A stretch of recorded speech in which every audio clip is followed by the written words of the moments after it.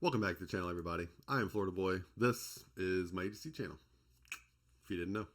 So today's video, we're going to be going over a really cool knife that I, once again, didn't realize that I needed.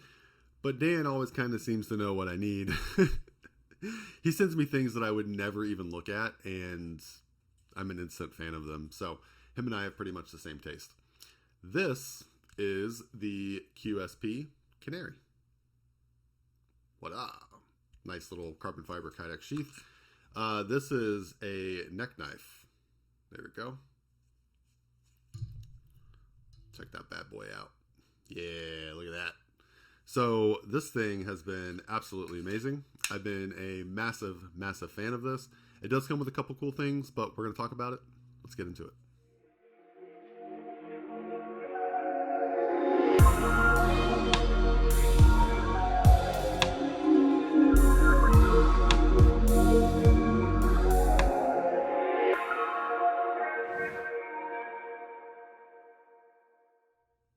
So like I was saying, this thing is awesome. Oh man, I'm such a fixed blade nerd. I love fixed blades. I love folding knives, but I don't know. I just like the simplicity of fixed blades and just how easy they are. I don't know. I just something about a fixed blade. So this is the QSP Canary, which, like I said, I didn't even know that this thing was a knife. Like, I didn't know it existed until Dan sent it to me. So Dan, thank you again, once again, sponsoring today's content. So this thing, as you can see, right, this thing comes with a very nice little, like carbon fiber-ish kydex sheath. If we look at the sheath itself, it's not a taco style. It's kind of just like a, honestly, I don't know how they make these. I can see kind of the split lines on it. You can see there's one down here on the bottom. So I don't know if they, because you can kind of see here on the corner. So I don't know if it's kind of like leather, can you burnish it? I don't know. I know it's not burnished, obviously, but I don't know if you kind of taco it over and then you kind of meld the edges together. I don't know. I don't know how that works. I've never really worked with kydex. But it does come as a neck knife configuration, and you do get a nice little chain. I don't have the chain with me. It's in the box somewhere because it comes with like a silver chain. I use a titanium chain for this, a ball chain. So let's get the blade out. Let's look at what we all came here to look at. So if we look at the knife itself, overall length is right at about 5 1/4. Blade length is about 2.5 inches, and your cutting edge is just over 2 1/4. So it's a little knife, not big, but that's neck knife territory. So if we go to check the weight, I was wondering if it was going to let us do it. We're exactly 2 ounces. So, blade to weight handle ratio thing is all pretty good. It's good. It's light. It's light. You got a good cutting edge on it. You have a lot of jimping here on the top, and the jimping is absolutely amazing. We'll go over that here in just a second. So let's do a couple size comparisons really fast. We'll start off with one of my favorite neck knives. This is the Bradford Guardian G Necker. Still one of the weirdest names. And then we will just go ahead and do another fixed blade. This is the Bradford Guardian 3. Give you an idea on the size difference here. This is not a neck knife, but this is a neck knife. It even has neck in the name. So there's two neck knives. This is a smaller neck knife for sure, but the micarta on it is a really nice touch. I really like the micarta. So we can go ahead and do just a couple more.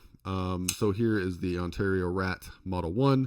You can see that it is definitely a heck of a lot bigger than that knife. This knife will be the exact same way. This is the Spyderco PM2 with the Wharncliffe blade. And I'll just do one more just because I have it out. It's next to me, and why not? So here is your CJRB Pyrite. This is the Wharncliffe model. Awesome knife. I still don't think it beats the Echo though. I still think the Echo beats the Pi right out.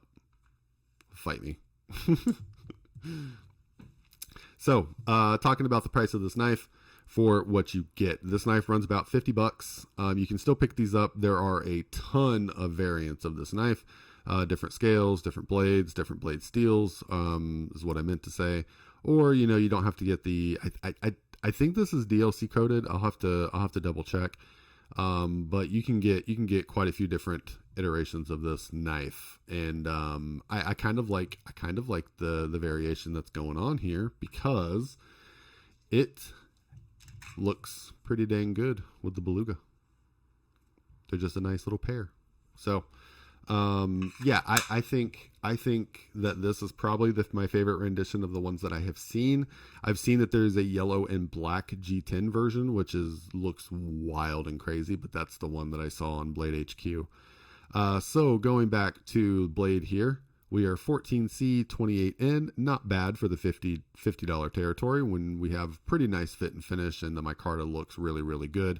We have a lot of skeletonization going on in the middle. I'm not 100% sure. I'm guessing that was for weight savings since this is supposed to be labeled as a neck knife. You definitely don't want anything too heavy dangling around your neck. Looking at the blade again, we do have a nice spear point going on and the jimping is really interesting. It's almost like a rebarb style jimping. Look at that. See if that, yeah, camera's picking it up. And, it doesn't feel nearly as aggressive as it looks, but it's super interesting whenever you're holding this because of the angles of the angles of the jimping. It like you can see, like naturally when I pull my finger off, like if I'm pulling my finger back, it just naturally wants to go off to the left side. It just wants to follow that jimping. So that's pretty funny. It is sharp. I have actually not stropped this or anything yet. I've just carried it the way it opened it up out of the box. And you can see here, it will easily scale us off some little curly cues. So yeah, you can see this thing is sharp, like shaving sharp. And I haven't stropped it. I haven't done anything with it. That's just the way I opened her up. So unless Dan put an edge on it, but he didn't say he did, so I'm assuming this is just factory edge. So it is boy, it's got some sharpiness to it. So let's look at the scales again. So going back to what I was saying earlier, this is the blue micarta version. You can get this in G10. I don't know of other variations that I know of for scale material. I don't think it comes any kind of exotic metals or anything. I haven't seen like aluminum, titanium, copper, or anything like that. If they did have a copper version, I would probably own it already. Maybe, if I could find it. Because I've been looking. You might be able to pick up, some aftermarket scales. Whoa. Sorry guys. I didn't mean to hit you in the face. So here you go. If you don't know, I don't know if I ever said this before, but, I just keep the T8 on my little screwdriver. So if I pull out my screwdriver and I check it and I don't have to swap the bit, then it's a T8. So it does have T8 hardware, and kind of like the Beluga, I think it's captive because you don't have to have two pieces. So you don't have to have two pieces. You don't have to have two T8s to be able to take the scales off of this thing. So I'm guessing it's captive. Like if we look at the Bradford Guardian 3 right chaw, you can see we have that weird spanner bit thing going on. It's not even a normal spanner. It's something different because none of my spanners will work for this. But you have to have it for both sides, which is a giant pain in my butt. I wanted to say a different word, but I caught myself. It is a giant pain to have that spanner bit. Now, Bradford, they sell it, Bradford USA or whatever. They sell it over there, but it's like $20 for the bits. And who got time for that? I got no time for that. Obviously, this is a fixed blade, so right hand, left-handed carry. If we look at right here, there you go. If we look at your sharpening choil, not the greatest. Not by really any means. You'll probably get a couple good sharpenings out of this. So I would recommend to just keep this blade maintained by stropping and all that good stuff. If we look at something like the Bradford, the G-necker that we got right here, you get a little bit more, I think, but it's just a different angle. So it's kind of hard to tell. With the Bradford, you go almost right into that weird chamfering that they got going on. So yeah, you probably get one or two good sharpenings out of this, and this knife runs I like double the price of this one, I think. So sharpening choil isn't a deal breaker, but just be aware that this is something that you'd probably want to maintain the blade on, so you can try to do less sharpening, unless you just wanted to put your own edge on it. There we go. See if we can get that nice little shine on the DLC. I think it's DLC. I don't know. I looked on the website and it didn't really say. It just said black blade, black stonewash, I think is what it says. So just making my assumptions here. As far as like fit goes, you can see fit and finish, ergonomics. It's a neck knife, so it's small. My pinky's hanging out in La La Land. That's normal for a neck knife. I mean,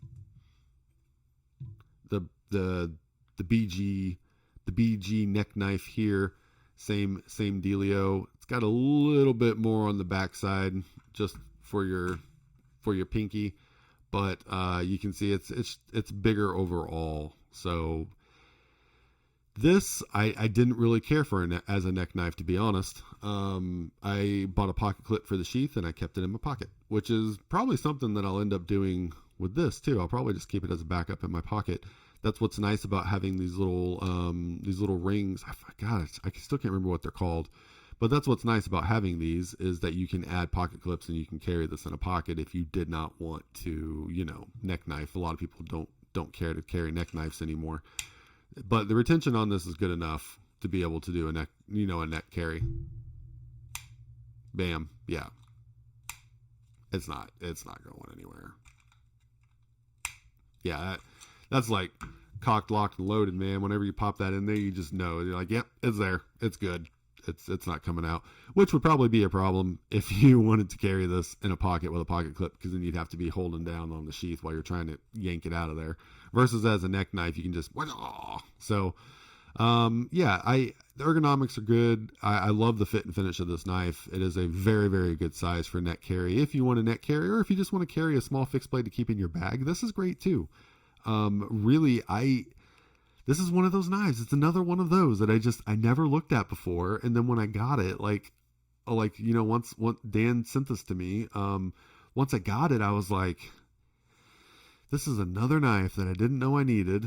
And now I got to rotate something out so that I can carry this. And that's the hard part about, getting knives and stuff that you like, right? It's like you get it and you already have this rotation, or you already have this EDC that you love so much. And you're like, can I carry all of it? Can I put all of it in my pocket? Can I carry it all at one time? I know, you know what I'm saying. So I think for $50, you get a great blade steel. Like I said, this one's the black stonewash. So black stonewash looks really, really nice on here. In my experience, 14C 28 has been awesome. I think it's awesome. I like 14C a lot. That would be for the $50 price range. 14C, I think, is one of those steals where you're like, oh, okay, it's 14C, cool. I'll pay $50 to $90 for that. Going over that, I would hope they do a better blade steel if they have variants that are over that. Everything else, the design is really nice too. We said that jimping is really interesting. It's really interesting that it goes off to the side, because it just, your finger naturally follows that. Like if I try to go straight back, I can, but if I'm not thinking about it and my finger's just going to follow those lines and just come off the side whenever I go to take it off. So interesting. It looks cool though. It does look pretty cool. And it's not super aggressive. You can see there, it's not insanely aggressive. It's not going to turn your finger into some kind of weird looking like it just went through rebar. But this is an awesome knife. Highly recommend for, the $50 price tag you can pick them up at. I mean, that's awesome. That's an awesome price tag. And I think they're worth checking out for sure. QSP is one of those knives right now, one of those knife companies that people are talking about. And I see why. I haven't owned any other QSPs, and this has me looking at the brand. So thank you, Dan, so much for sending it in and sponsoring today's content. Oh man, I'm gonna have to make a Dan sent this playlist. I think that would be hilarious. I'm gonna go ahead and wrap this one up. Thank you guys so much for stopping by, checking out the channel, watching the content. If you enjoyed it, please hit that like button, consider subscribing, all that good stuff. You know what to do. I appreciate you. Catch you on the next one.